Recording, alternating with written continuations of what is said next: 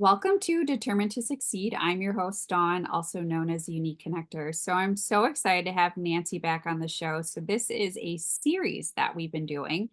So this is the third one. And so if you've missed the first two, I would suggest you to go back and listen to those first two because there are some really good ones. So the first one, we really focused around intentions and why she was launching a book and kind of the background of that and the journey of really getting real, which is the framework of the second episode. So let's even quick talk about that and give a summary, Nancy, if you wouldn't mind telling everybody what is real framework.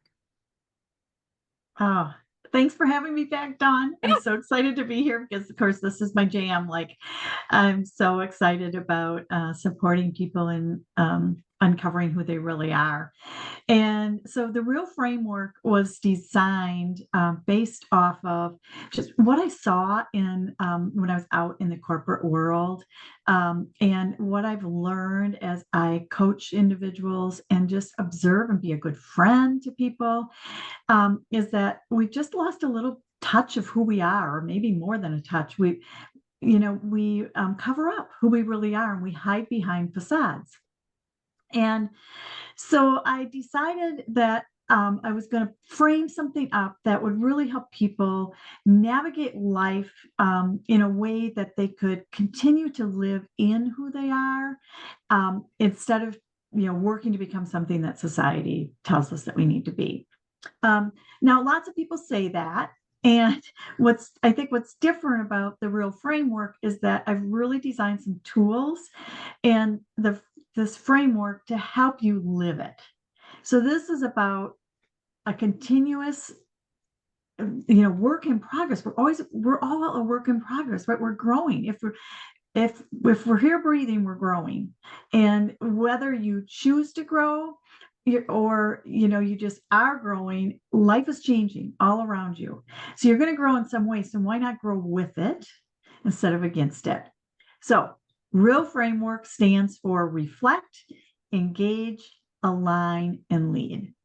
And each of those sections, so the first book is called Get Real, Reflect, Engage, Align, and Lead Yourself to Greatness.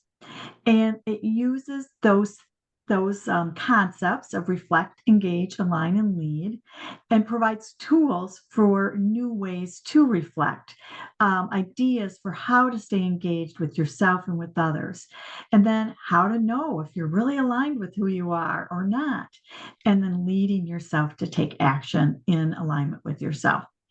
They're repeatable tools that we can use as we're growing. Yeah.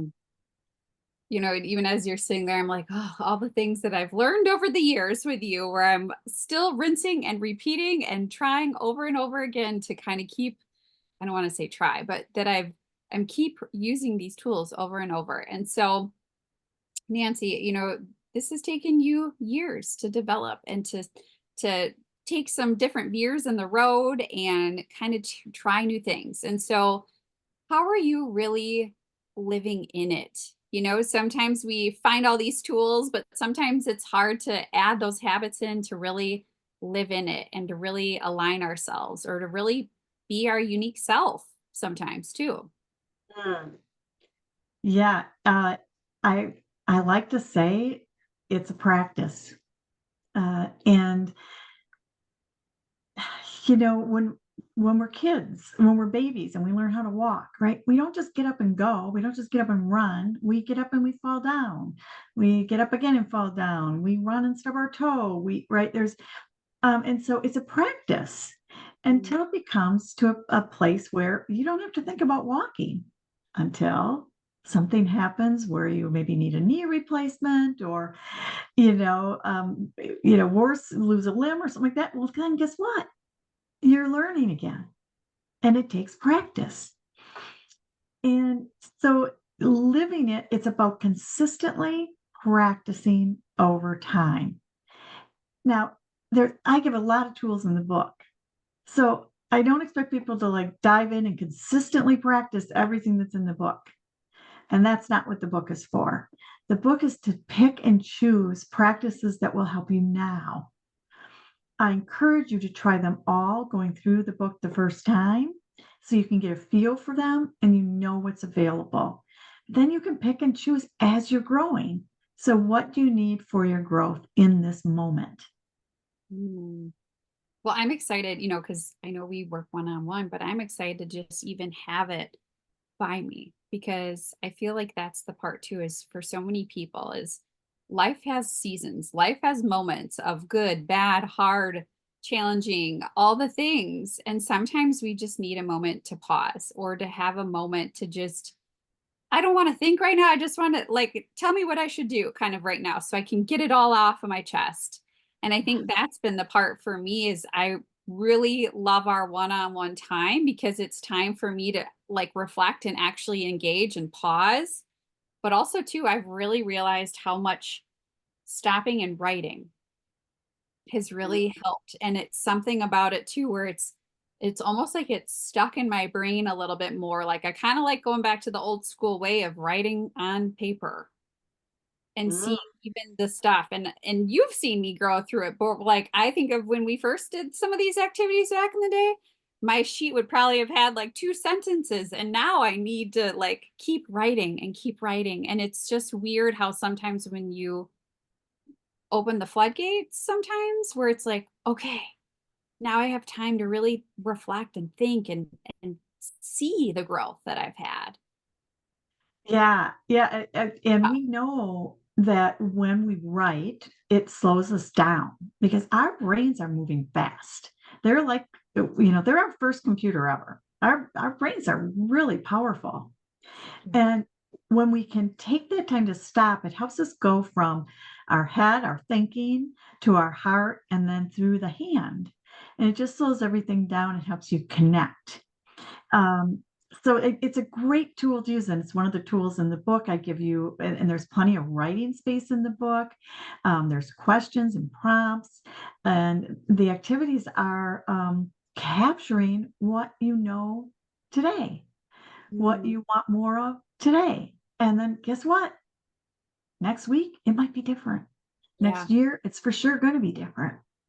And so it's continuous practice. And I like to think of it as, this is mental fitness. Mental fitness is you're growing your muscles and you're growing your mental capacity. You're growing um, your thoughts, your emotions, all of it is growing. And it's like a fitness workout. And so the more you practice, the better you get at it. We were even talking right before the podcast about strengthening confidence, and confidence comes from practicing. So when things are hard, we step in. The more courageous you are to just try something, and then you try it again, and third time you try it and it feels a little bit easier. And the more you practice it, the more confident you become in delivering that skill, that technique. And many times it's not even that, it's delivering our own authenticity. Mm, yeah. When I was like, there's something about it where it's almost like I think of maybe I have too many dirt bikers in my house, but like with the dirt bikers, they have the goggles on. And when it gets dirty, you know, they can rip off and have another new lens cover. And I feel like it's something about that when you, whatever you were just saying right there, where it was like, I kept visualizing that, where I'm like, I'm peeling off the layers to almost get clearer on who I am or clearer on my purpose. And I think that's the part too, we're just recognizing more things through this process, even for myself, of like what society has taught me or the things I've heard from other people that I kept playing in my head oh, I should do this, I should do that, instead of actually just showing up as me and getting a clear picture of, but this is what Dawn really wants, or this is how Dawn really is. Yeah. I love that. I love that analogy of being able to peel it off. And it's like, oh, I can see again. Or it's like putting on your glasses when when you don't have them on, you go, oh, like there it is. Right.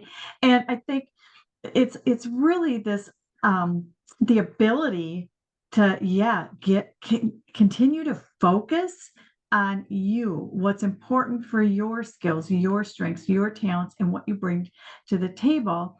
And that gets covered up all day long. It's, whatever's coming at us sort of stops us from remembering, oh, wait, there's me in all of this. And Mm, that you're the one common denominator. So be you. be you.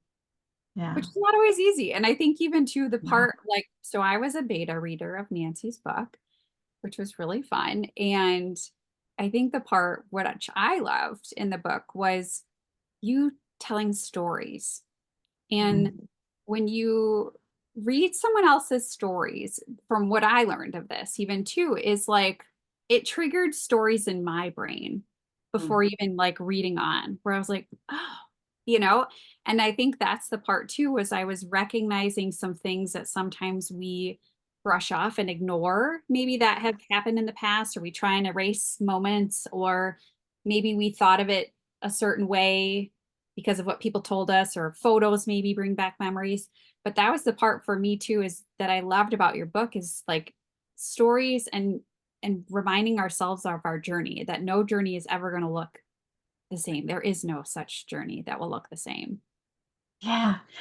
And one of the things that really happened for me as I was writing the book is that I actually I never made some of the connections to the things I'd practiced to learn about myself to the stories I'd had previously. And when I started writing those stories, when I started writing my experiences, and I went, oh, like that's when I first recognized that I'm I don't have to be like my siblings. Oh, Mm, that's when I first recognized everybody gets uncomfortable when they're trying something new and you just got to buckle down and do it, right? Oh, there it is. And I that's when I started practicing. And then some of these practices you practice for a little while and then you stop because it doesn't seem like it's working. And then 6 months later, you think, maybe I want to try that again, or it might look a little bit different. And so practice isn't always like, okay, today we're going to start doing this, right? And I'm never going to stop doing it. Yeah, that's just not possible because we're always growing and learning. So we have to adapt. We're adapting our practice at the same time as we're growing. and I think what you were just saying there too is just triggering. And maybe it's just we had such deep conversation even before this, but just how sometimes too, there's moments in your life that it makes sense, I guess you could say. Like you're like, oh, I have this idea, cool, but maybe not right now. Mm. And then like it's still sometimes in the background. And it's kind of, I feel like some of these things too, where it's like developing a habit where sometimes, you have to get in the groove and keep doing it for a while. Sometimes you get off track a little bit, but then you get back. And I think of like some of these ideas that have even been spurring in my head lately of like, oh, well, that I did think of that before and I kind of brushed that off, but I wasn't ready yet for some of these choices or ready for certain dreams or things that I was aspiring or thinking of. And I think that's the part too, is like to give yourself grace and not thinking like you got to check the box and you're going to complete all these things right away and you're done. Like, no, you're going to ebb and flow. And then when the timing is right or what you learn from that process, like you're building your confidence and you're building your person to maybe be what that you hope to be one day. If that even Yeah. made sense for you. Well, yeah, it made a lot of sense, and it even take took me back to when I started my business. So 6 years ago, almost exactly 6 years ago, this time of the year, I was identifying what my business name was going to be. Mhm. And I had this idea that it was going to be, get real with Nancy, right? Well, real at that time meant something totally different than it means today. I mean, not totally, but there were different words that I used and sometimes combined words, right? And I started looking into it to find a website, and everything that came up was about real estate. Because Oh, yeah. real has RE in it, and then pretty much everything showed up as real estate. And then get real, of course, is a common theme, and it's not like really something you can trademark. because everybody says it. And, so I just decided, okay, well, that's not working. I don't know where I'm going to go with that. I started using the framework lightly. I actually created my leadership program based on some of the foundational pieces of Get Real. So Unleash Your Inner Leader is a 6 to 9 month leadership development program that I do. And it's really follows sort of the similar theme that is showing up for me now as I write this book and the series that follows. So 5 years later, well, it was really 3 years later, I kept coming back to it. And I was like, what is this about? So I'm a firm believer timing is everything. And I talk about this in the book, even about patience being part of that, my 4P formula, passion plus patience plus perseverance is your purpose. And that patience isn't always really waiting. Mm. Patience is about preparing for what is to come. So here I am now, like, oh, this is what Get Real is all about and how I'm putting it into play today. So what I think is going to be really fun is 5 years from now, how does Get Real change for my business, for what, how does it grow? What's the next step for Get Real? Mm. The evolution of it. And I think that's even more right now where the evolution and stepping into the big shoes or stepping into the big girl pants, I always like to say. And sometimes too, it's just Mm. process. How I love how you said too, the patience. I think that's the one thing for some people too. It's like, I want it now and hurry up. And what's wrong with me? Why can't I get to it? And then we're doubting ourselves or negative talk. But it's like we need the process in order to really evolve and to really show up as the best person for that or our true unique self. I mean, even in the last how many months, like I feel like I've uncovered a lot of weird, unique things about myself that maybe I didn't really always recognize. And so, even as this is our third podcast, together, Nancy, of this book series, which too, if you haven't checked out the first of my podcast was with Nancy. And I'm like, it would be intriguing to listen to those podcasts again, just how we've evolved. But what are some even moments even through this and you hearing yourself, even through the podcast and talking about the book, like has been some aha moments even been showing up for you of like how you even been evolved after talking about it and sharing it now? Like, how is it feeling to have this come to reality? Oh my gosh, great question. Because even as you're asking it, I'm like, oh, I am becoming, I feel more like the real expert. Mm. And I've started to be able to confidently say, I'm your real expert. I'm the real coach. Um, because I've I've been courageous in putting out there what it means to me. I've learned and adapted that and improved it over Yes. the last 3 years from where I started the book and where it's at today, very different. And so it's improved already. And by taking those steps, I'm more confident and like, oh yeah, like this is the real stuff.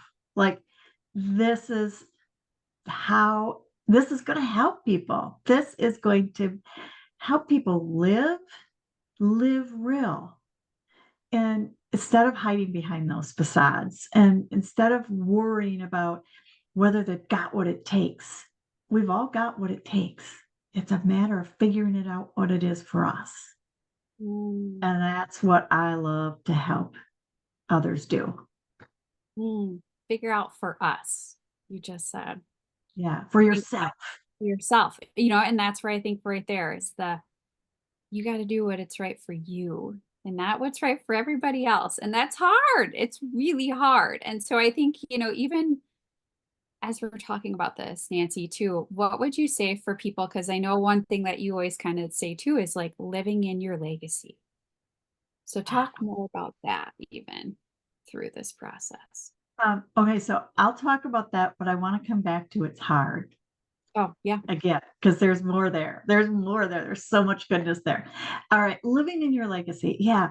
So, you know, I often hear people talking about their legacy. It's kind of like purpose. Like, what's my purpose? I don't know what my purpose is, and I have to have a purpose. And why am I here?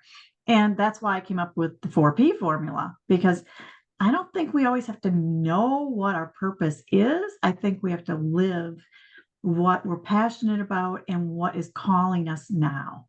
Mm. And so, same thing for legacy. What do? We go, oh, what's the legacy? What am I going to leave? What are people going to remember me by? And I've done this myself. It was like, ooh, how do I carry on my dad's legacy? Oh, I write a book about growing up on the farm, and then now my grandkids and my great grandkids will read it. That's my legacy, right? And it's not. My legacy is how I live every day Mm. and how people remember how I've lived, not what I leave behind. How I'm living is what I'm leaving with them. And so I like to say, it's your legacy, live it. And that's Mm. what's behind my legacy clients, people who've worked with me for more than a year, become legacy clients because that's what we're doing is we're living in our greatness every day.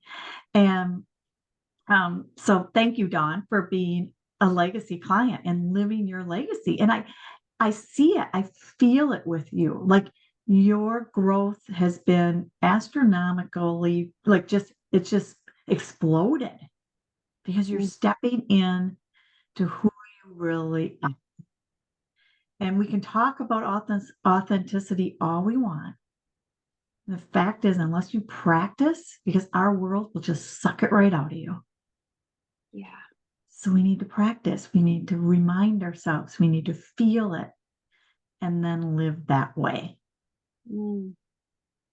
And I think it's such a great reminder to us all. And I think maybe even as you're saying that too, of like, that's where I think I've been thinking of it differently too, of leaving your legacy. And I worked with a lot of people that were leaving their legacy behind with trust and estates. And so me, that was always material things and how much money and what wishes did they leave behind. And it was always like, ugh, I just like, ugh, I think that's where for me it was soul sucking sometimes because it just made me so sad that families were arguing over material things and they were forgetting about the person and the energy and the things that they learned and the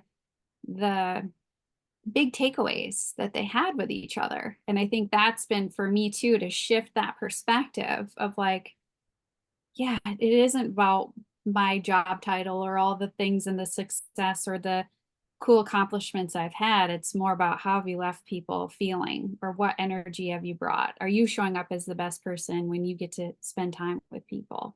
And so, we all have to give ourselves grace. I know sometimes too, some moments I'm like, man, I should have embraced that more and enjoyed it. But I think that too, where some people maybe have to reframe how they're thinking of legacy and to know too of just enjoying life. I think that's the part for me where it was just sad to see from a different lens families destroyed. And that's the part for me where I'm always kind of like, how can you leave people happy and celebrate you? And it makes me think of too for you. And I remember you asking me one day, why do we celebrate birthdays? And why is that the time when we say great things about people? Why can't we just do it all the time? And so I've thought of that where I wish I would even take more time to do that, even with people. Yeah. Yeah. Yeah. I mean, birthdays are great. I love birthdays too, and I always think of the celebration of life, right? It's like, can we tell people how much we love them and why we love them before we're, you know, uh, telling the family and friends who come to see, to visit after they've passed, right? Oh, let's tell everybody now. So, um, yeah, good stuff. I want to go back to um, it's really hard to be yourself, right? Yeah. Um, and yes, and what if it's not? Yeah. And that's really what this practice, the consistent practice of continuing to reveal who you really are, because you will change, right? And you're growing, so you're revealing more all the time. And